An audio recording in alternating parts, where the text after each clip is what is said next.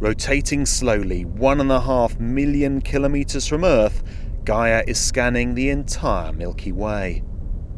Since 2014, the mission has been mapping the distance, position and movement of 1.7 billion stars to reveal our galaxy as never before. The scientific impact of the mission already is immense. We see 3-4 papers appearing per day. We're touching virtually every area of astrophysics, from very fundamental predictions of 50 years ago to new things that you see and the dynamics and the history of our own galaxy. Capturing 70 measurements of every star, Gaia produces vast amounts of data. At a meeting in Groningen in the Netherlands, scientists have been discussing the challenge of processing and visualizing this information.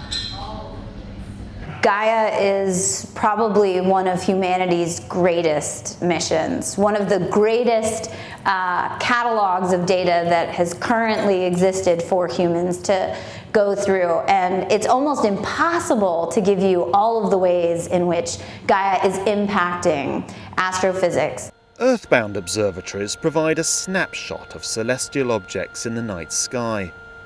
But by measuring how the stars are moving and visualizing that data, astrophysicists are using Gaia to trace the history and evolution of the galaxy. They've discovered, for instance, that stars born together in star-forming factories move in clusters or families throughout most of their lives. It is mind-blowing. I can't believe we can do this. I could never have dreamed that we could pull away from our position on the Earth and actually see the structure of these kinds of associations. And then you can run time forward and see exactly how they're moving. You can compare and contrast how they're all moving differently. And I think it's a story of vast proportions in our understanding of how stars form and evolve.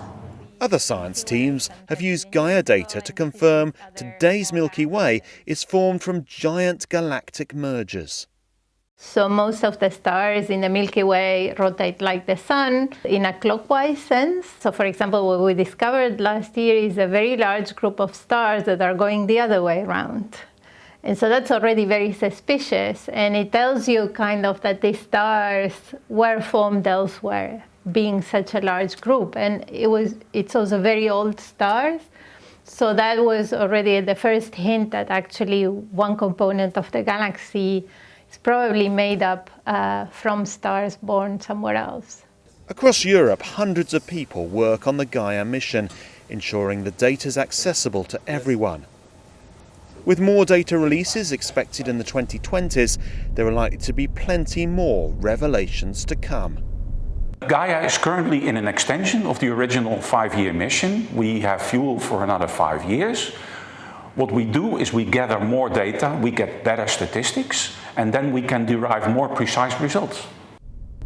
Gaia is not only mapping the stars, it's giving us a new sense of our place in the universe.